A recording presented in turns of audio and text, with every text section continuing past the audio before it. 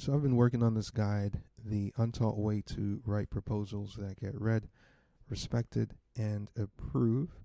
And what inspired this was when I first started freelancing, one of the first or couple of big projects that I took on, um, I remember investing in a freelance course to do with pricing, and included in the bonus was a 20K proposal template. And I remember thinking, like, I can't wait to get my hands on this because as soon as I start using this, I'm going to be closing a lot bigger projects. Now, what I didn't know at the time was that it's not the proposal that does the work.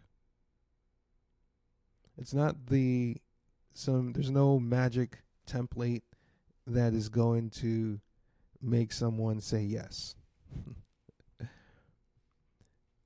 Like any relationship where you're going to be proposing something, it really helps to know the other party. I know that probably sounds basic, but the more you know, the better. And what we want to know is we want to know what they value. We want to know what they prioritize. We want to know what they care about. We want to know what irks them. We want to know how they've been in previous relationships.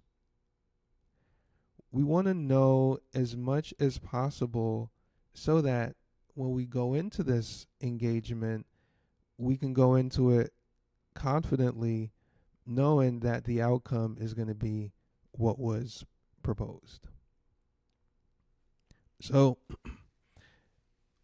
the first step and the most important step is to get to know your audience. Get to know who's going to be on the other side of that proposal as soon as possible so that you can align or just know who you're talking to, really. It makes a lot of difference. It's like, a lot of times a proposal is kind of like, an RFP, it's just like a blind brief, right? Like there's so much, there's so much that you don't know that it doesn't make sense to propose until you know those things.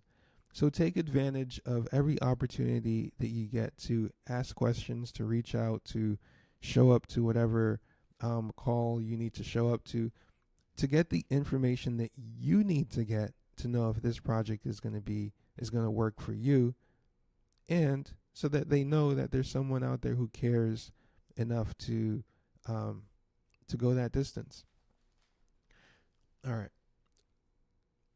Now, before I go further, one thing I want to insert into this is that you will always get a lot stronger response from your local market or your town, your county, your state, because if they need to see you in person, or it's a little bit more easier, and you're part of the local economy. It just makes sense. So whenever possible, or not whenever possible, you're before you go seeking out projects all over the country or all over the world, you want to be the most reputable agency or firm in your locale for what you do. So there should be no project within a 600-mile radius of you, like no company, no organization, no nothing within 100-mile radius of you that doesn't know you exist, who couldn't benefit from your services and doesn't know you exist. So that is like your first market mission, is to be exactly who you are in the market that you're in, but maximizing that visibility so that when projects come up and there's a potential competition between you and some other designer from halfway around the country, they're more inclined to go with you because you are already known locally. You're already respected locally, and so it really strengthens your credibility. All right.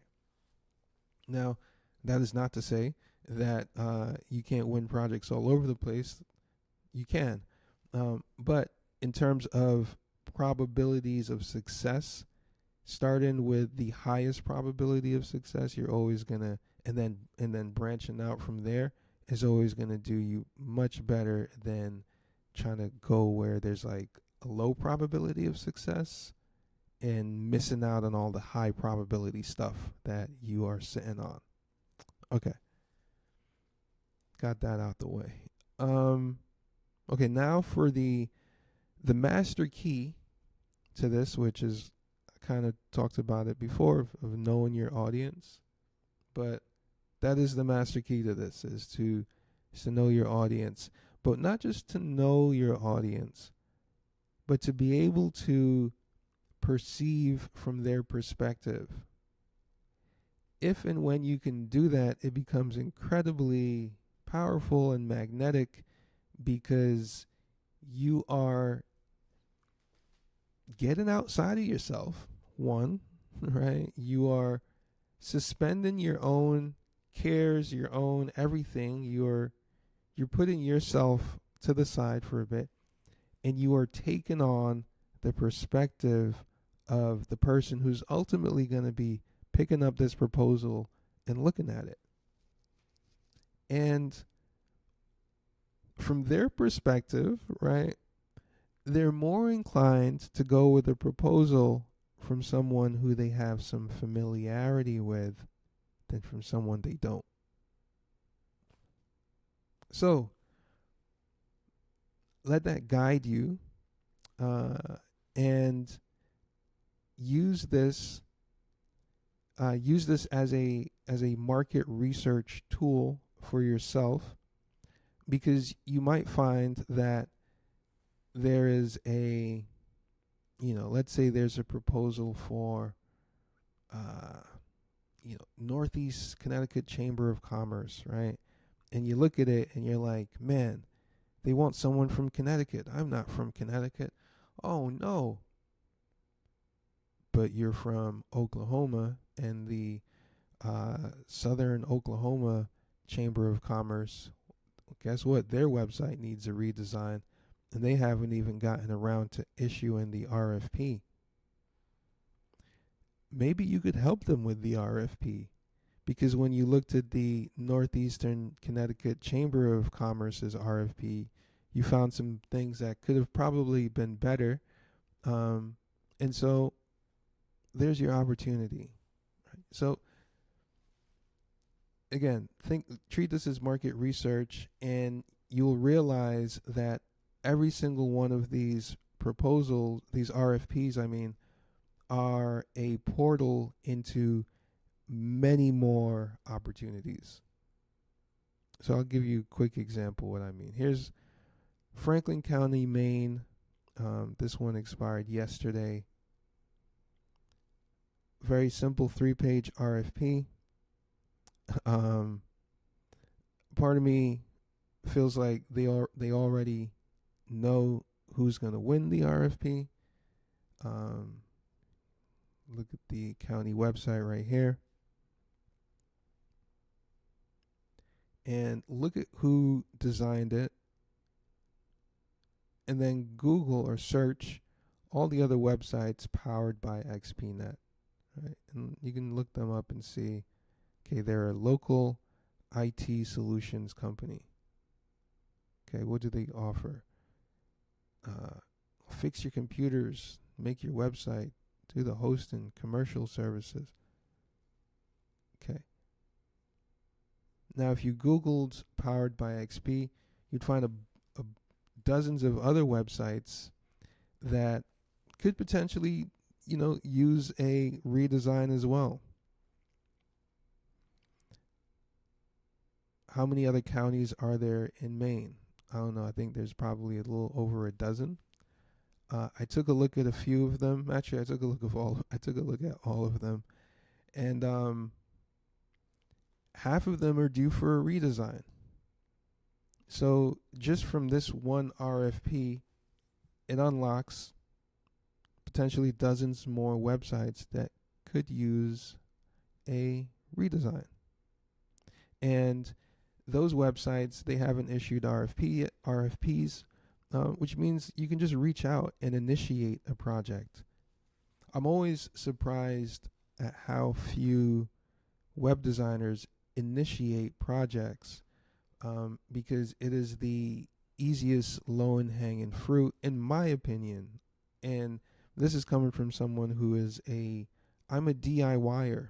I'm just a marketing engineer guy, who figures stuff out, but I don't have the skill that matches the vision that I have in my head. So I just settle for what I can do myself. And I say that because I've been adjacent to web designers for a long time now, and I can count on one hand the amount of times a web designer has reached out and offered to, improve some aspect of my website, or identify something that could be improved. The only time that has happened is from SEO experts, and people who've, kind of been, yeah, that's it pretty much. SEO experts are people who've done some sort of like, training and, you know, kind of stuff where you would reach out to someone and be like, hey, here's something you can do.